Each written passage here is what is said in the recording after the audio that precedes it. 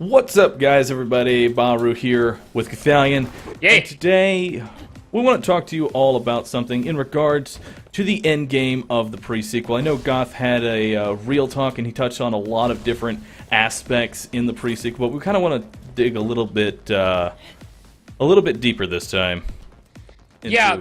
There's a lot of stuff that could be fixed, but there's a few specific things that we think are sort of glaring issues with Endgame.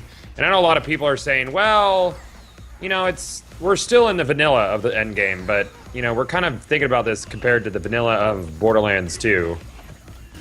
Yeah, the vanilla in Borderlands 2 lasted us a very... it lasted us more than a couple weeks. I mean, some people can argue, you know, pre-sequel can last you a very long time, but I went back and counted how many legendaries you can't farm. You simply cannot. And, like, there's all these different... why can we not grind shields? I don't know. It's like, you can't get that, but you can get it from a vendor. Do they want us to farm vendors? That's how I feel. It's like save and quit simulator for the pre-sequel. And before anyone, you know, hears all these comments and thinks, oh, you're just hating on the game, it's really not. Myself and Goth and many other people invested years into this series, and we don't want it to fail.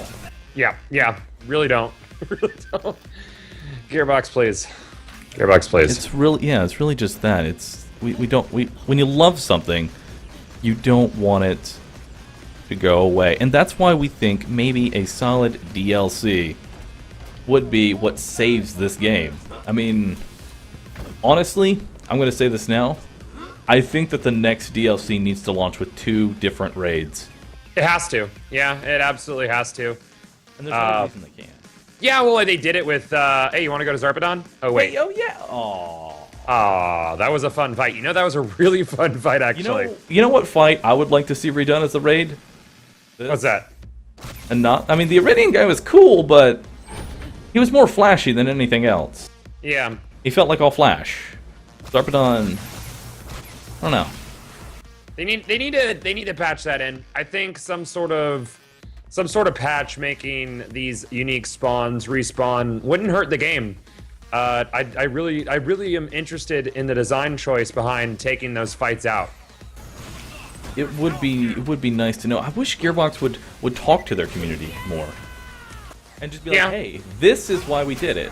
Granted, I don't think there's any good logical reason as to why they made certain shields only one-time events. And you can't grind them. I don't think it's a good reason for that, but hey, I would like to hear your reason at least. Maybe? I wonder how much Gearbox actually had to do with a lot of it, or if 2K Australia really took the reins on that one. Hey, you want to pick up the side chunk? I'll pick up the side chunk. Or eye chunk now. You got the eye chunk? I got the eye chunk. All right, good.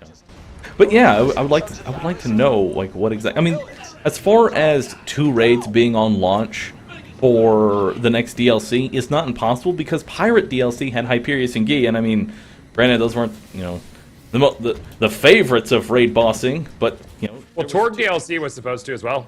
Yeah, Torg DLC was supposed to have 2 of them, and Hammerlock did have 2 of them. Mm-hmm. Well, I mean, if you want to count, he's an invincible. He has the word invincible. Oh, cool, we got a friend. I don't know who you are, but you are very low level and going to die very quickly. Hey, I'm level 28. You wanna let's play Fresh Play? You guys doing a Let's Play Fresh Play? Can I play? I really Slapdrop too. It's perfect. Yeah. Oh god. Oh, stand at the beginning and just keep hitting your action skill. So what would you do as far as the loot shit? How would you fix that going forward? Going forward, I would like to see obviously all the characters that drop the unique loot respawning. That is something that is very major and has been a staple of the Borderlands series since the beginning. Every single boss, both in Borderlands 1 and Borderlands 2, respawned if it dropped something unique. Everything. Hey, look who it is. Oh my god, I wonder if he's gonna drop the... Let's see him not drop it. You know what they could do with him? They could have him, after you complete the mission, respawn as a Lost Legion Power Suit Pro. And it's like a really strong Power Suit guy. I'd be okay with that. Unsurprisingly, he did not drop it, but he did drop the yeah, I'm gonna get that. Hey, oh shit, we already saved. Can't alt F4. Well, that opportunity is now gone forever. Ah, shit. And that's just not okay with, I mean, like we said, you know, if I want to go fight, you know, if I just want to go fight Wilhelm again, he had a health bar, but I mean, I could go fight him again. Now, there's one thing I want to bring up. In the Hyperion Hub of Heroism, there's a random spawn called Corporal Bob. What is this guy doing? He's in the roof. There he is. Oh, there he is. Hey, you know, he's just checking the lighting fixtures. That's good. But I mean, there's a random spawn named Corporal Bob, and why can't they? I mean, let's you know, I think mix your, you know, Power Suit Pro idea with the Corporal Bob. You know, after you've beaten him, he'll just be a random spawn somewhere in the lunar launching. That way, you got to search for him every time. That would be really cool. I would like that. That adds to the Borderlands nature of chance, fun chance. Yeah, fun chance. You know, you're not guaranteed to get that, you know, him to spawn, but if you do, you know, like, oh, hey, here he is, and he's in a different spot. You know, I mean, he's gonna spawn somewhere, but you don't know where exactly. Yeah. That would not be a bad system. 2K Australia. I feel like we need to talk to 2K Australia rather than Gearbox for a lot of this. Yeah, I mean, that's going back to the whole, I wish they actually talked to their community. I feel like it's mostly they want people to play the game, and that's it. They don't want to hear anything else. Yeah. I really get that feel from just 2K in general. They just want people to play the game and say nothing. Do you feel like they were banking on a feeling of nostalgia with returning legendaries? I think they were, and I think that it went way too far on it. Having one, like Borderlands 2, let's see, how many were returning legendaries? I mean, you had the Bitch, the Invader, and the Skullmasher. Yeah. And that's really about it, isn't it? I think so. One or two more? Not Aren't like the majority of the returning 17 ones? That's in pre-sequel. Yeah. Is the majority new or old? The majority is old. Majority is old. I mean, there's more uniques, obviously. Yeah. But the majority of the legendaries, which is arguably what the majority of time spent in pre-sequel is spent farming for, are all returning legendaries. Not a single one is like brand new, and some of the new ones are just reskinned with a different element. I'm looking at you, Fatal, and Cryophobia. I like the Cryophobia a great deal more than the Pyrophobia, but nonetheless, it's not. Agreed. It's a good change, but at the same time, you can't off that as a new legendary. No, you can't. You really can't. You really can't be like, yeah, that's new. Just gonna. Cryophobia. The Cryophobia, it's so good. Fatal, not the Bitch. No, it's a femme fatale. Censor ourselves. Why is it censored? Like, when you first enter Concordia, why are we censored? Hey, don't worry about it. I'm not gonna worry about it. You're worrying about it way too much. I'm worrying about it a little too much. I'm sorry. I want to touch base on DOT effects and how they work for the most part in this game. But the player feels like ultra susceptible to DOT because they ramped up the DOT damage or the scaling. But in Borderlands 1, DOT really tore up enemies, but did not absolutely destroy players. I don't know why that's so hard. You could put a dot on players in Borderlands 1. Don't think so? No, I don't. I mean, I could have swore you could. No, I mean a player might be able to do that, but I've never. I don't remember a single instance in Borderlands 1 where an enemy could put a dot on you. Huh? I never really thought about that. Oh, we're out here now, by the way. This is an interesting place. Are we even able to get back across from that entrance? This is a good. Maybe. What are you standing on? I don't know. Yeah. I cannot wait to play hide and go seek out here. / never. / never. This is like, hey, you want to do hags in the dust? That would be a fucking nightmare. But back on how to fix loot, I really like the idea of bringing those unique spawns back but in some sort of randomized fashion to give some more RNG to our RNG. But I guess that wouldn't be like bad RNG though. Yeah. Real quick, something I want to touch on: combat flow. Yes. This door is not combat flow. No, that's not. This is not. No. Why are they suddenly worried about airlocks in this game? For the first portion of the game, they don't care. You just walk in and out, no problem. Because they have little oxygen barriers. This one's like, no, man, you gotta be careful about that shit. Borderlands is about being over the top and crazy. Why are we suddenly careful? That kills the combat flow. Nope. You really have to make sure that everything's cool, or it's bad. It's real bad, dude. It's real bad. It's real bad.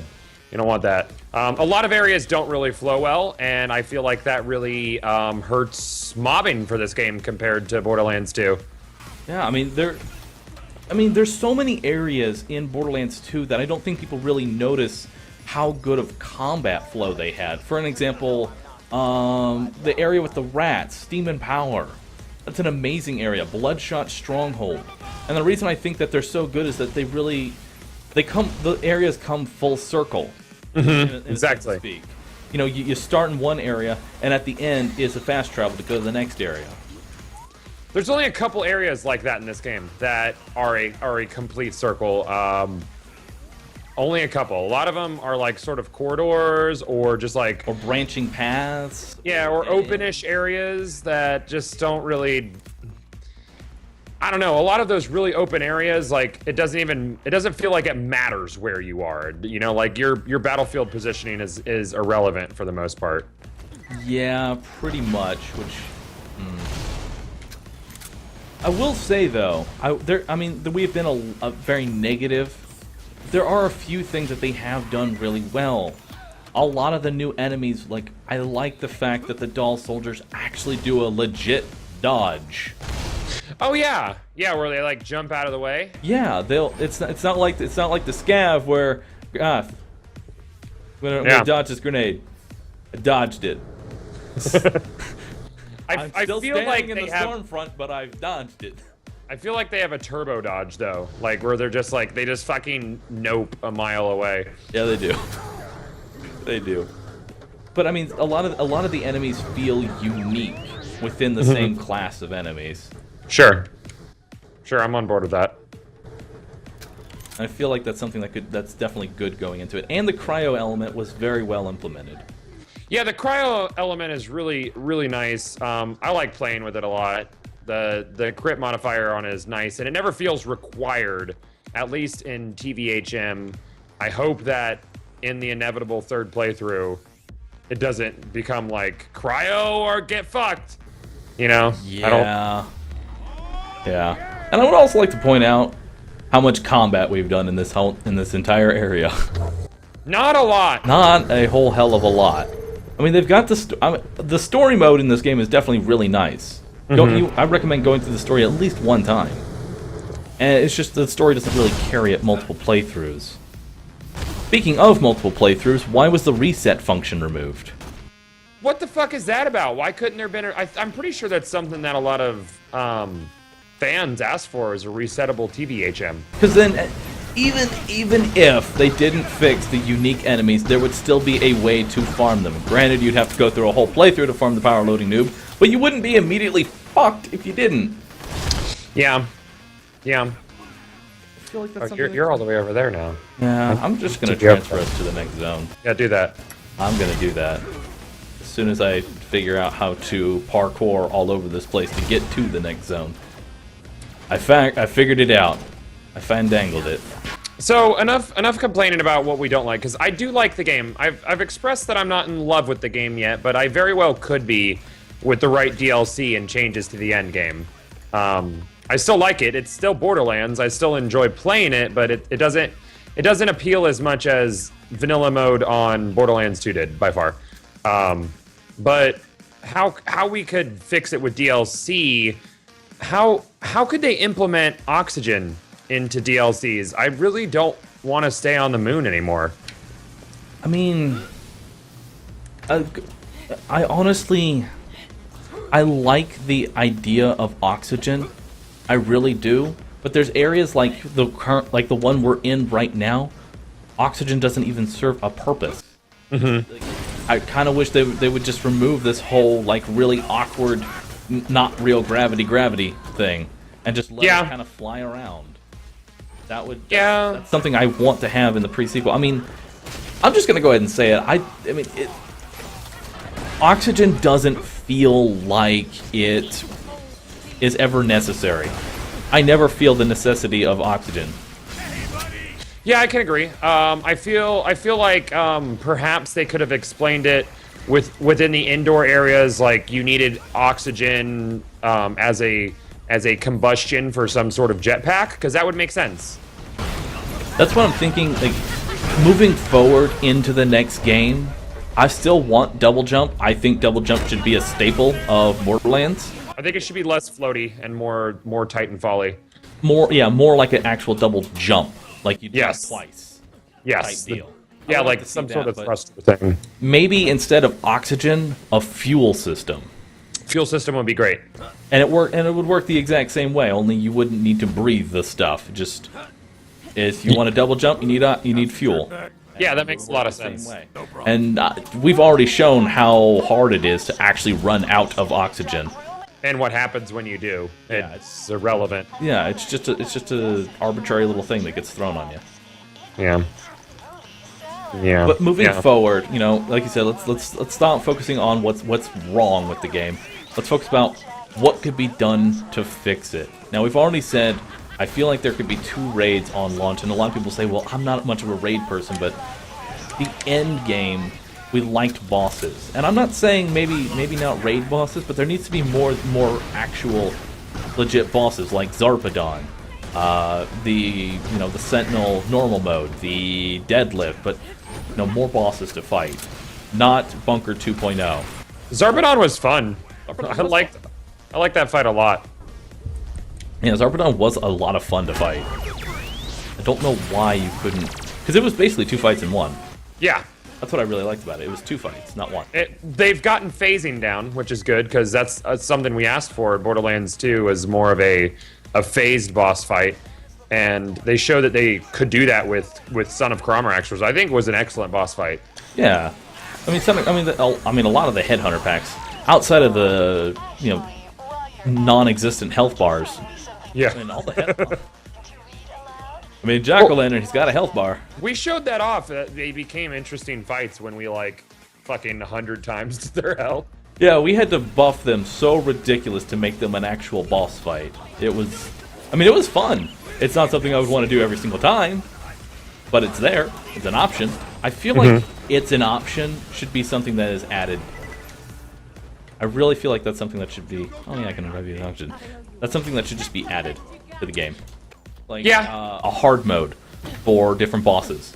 Sure. Because they all have already shown they can make a raid version of a boss fight just by adding more health.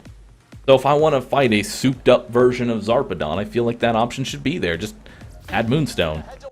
Add Moonstone. Moonstone acts as a multiplier for health and a slight multiplier for loot drops. Yeah, I mean, why not? I mean, they've already made it workable into the story. It's like Tina just wants to hear a harder version of the story.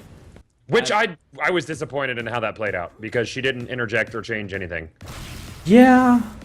Like, okay, you and I were both at PAX, and when Randy said how that was going to work, oh my god, Randy embellished. He basically said that she'll change the situation. Which she did not. She did not. She didn't change anything. Not a single thing got changed during that whole experience. No, she just made jokes every once in a while, which was kind of disappointing. But I mean, some of the jokes were really funny, but after you hear them once... Oh, damn. That's cold. But yeah, that's really all she did. Yeah. I was kind of hoping like Tiny Tina-esque stuff, and that's how we kind of promoted it too, because that's what we were told. Yep. That's what we were told. Is like we're gonna get Tiny Tina-esque, engagement. It makes me really kind of worry about that season pass that includes everything past, future, and present that they mentioned. Why does it make you worry? Because what if that's not the case either? What if it's just the 4 main DLCs? I mean, it's kind of hard to misunderstand all DLC. Well, I mean, but then again, I don't hold anything impossible. Never know. It might just be, all DLC from this point until the 4 DLC packs, and from there on out, you can buy it. It's there on the card. You just gotta read it. It's in really tiny print. It's in Comic Sans. Oh man. I don't know. I have a lot of faith that they can do stuff for the end game to make it much better. We really should have access to all the fights in the game, though. It really bugs me. It really bugs me. I can't go back and fight Zarpdon or what's the first guy's name? The Flame Knuckle. He drops the nukem. He drops the nukem. It hurt my heart to say this is a one-time encounter, and the only way to get a level 50 version is via the grinder. It hurt my heart to say that. Yep, because it's adding way too much RNG with the grinder. The game basically becomes a vendor and Alt F4 or dashboard simulator, which is not what we want from this. We want it to be something where you go in and you're like, all right, I'm gonna farm this guy, and I'll maybe get it. But I don't know, man. There are a few changes I would like to see added to the grinder. Okay. All right, so you've already got the whole, the purple weapon is going to be your base, right? Sure. Why can't they also add it? The purple and the manufacturer will also help into that. Yes. That way. I think the accessories on the weapons need to play a part in it as well. Yeah, like if I throw in a launcher with every single one of them having mag size increase, maybe I want a mag size increase launcher. Yep. Or if my gun is primarily bandit parts, it will prioritize bandit parts. I feel like that's how the grinder should work, in that it should prioritize everything you throw into it. Everything should matter, because that would leave you to not just farm thingies, but specific thingies. Yeah, it's like, man, I want some Malawon. I'll go grab some cryophobias. Yeah, exactly. That's how it should work. That would give you more of a goal to your farming, which I think is super important. And that's what endgame players inside of Borderlands 2 really liked, is that there was always sort of a, like, even if it was loose, there was a goal. You still have an idea in mind about what you want to get when you're farming. Yeah. Let's go ahead and go back to what we want to see in a DLC. We've gone over the bosses and stuff. What's something major you think that needs to be added to a DLC to truly save pre-sequel and its endgame? Outside of boss fights, I think we need a slew of new weapons. It has to be new gear. I swear to God, if they put a DLC that has even a homage to old gear in it, I'm gonna be upset. Because I have enough old gear in my old gear. I'm over it at this point. We have enough of we have enough returning legendaries. I think we're good. I'd yes. Like to see some yeah. And I want something interesting. I don't want a reskin of something that exists. I don't. I mean they obviously kind of went a little crazy with some of the gear. I like the cat Ninotales, that thing that you can't farm, that ricochets every time it bounces, and it just keeps getting more and more ridiculous. Who does that farm? Who does that drop off of again? Don't know. Don't know? Just does it? I don't think it does. That's perfect. Yep. That's great. It's a really good item. I don't know where to farm it, but have you ever seen it in a vendor, or has anybody? Oh, yeah, I've seen everything in a vendor. Well, that's great. That's the drop source of everything. Yep. But yeah, or no more returning gear. Yeah, that'd be terrific. And Borderlands 3, if you ever happen, I want a maximum of like 3 returning. Make them nostalgic. Make them ones that we all love. Yeah. Give us like the Anarchy and something good, something real good. Why is the Double Anarchy not back? I don't know. They had a great opportunity. Gearbox forums asking, "Hey, what would you like to see return?" Pretty sure everyone said Anarchy. Yep, I remember that thread. Everyone was like, "Bring the Anarchy back." All right, cool. So what you really wanted was the Flacker. Yep. I hate everybody that posted the Flacker as a joke. Because they probably took it seriously. Yep. I don't think Gearbox knows sarcasm. Which is ironic because, And again, I want to preference by saying we're not bashing the game. We're really not. It may seem like that, but we're so frustrated. It's like when you see someone do something great and they're successful at it, and then they throw it out the window. Well, it's that this game it's almost there. It's like so close to there, but it's not quite. All it really needed was some combat flow, respawnable enemies, and like 30% of the loot wasn't grinder exclusive. That's the worst. I don't know why they did that. That's literally the worst. But yeah, I mean, I think that about covers our points for this video, and I'm really interested in hearing any fixes you guys might be considering or might think would work for this, because shit, you never know who's gonna read the comments. Yeah, I'll definitely be going through the comment section. I want to hear everyone's input. And this is your major question. If you just skip to the end of the video, here's your major question. If you could implement one single change that you think would drastically improve Borderlands Pre-Sequel's Endgame, what would it be and why? It's a good one. Yep. That was a good one. Hear your responses. And I want to thank you, everybody, for watching. This has been an awesome commentary. Thank you, Gothalion. Yeah. Which, you know, by the way, I'm going to be linking his little real talk. Definitely recommend checking that out. And it's real. All of you, don't forget to subscribe for future pre-sequel content. We are not stopping the Borderlands content. Not at all. Not at all. I'm still gonna be pushing out 2-3 videos daily and all of that good stuff. So I mean, we had plenty to bitch about in Borderlands 2, and we certainly didn't keep our mouths shut. And I think both of us have like 1,200 plus videos for Borderlands 2, so yeah, that shit's sticking around. Love you guys a long time. Yeah. We'll catch you all in the next one, everybody. Later. Later.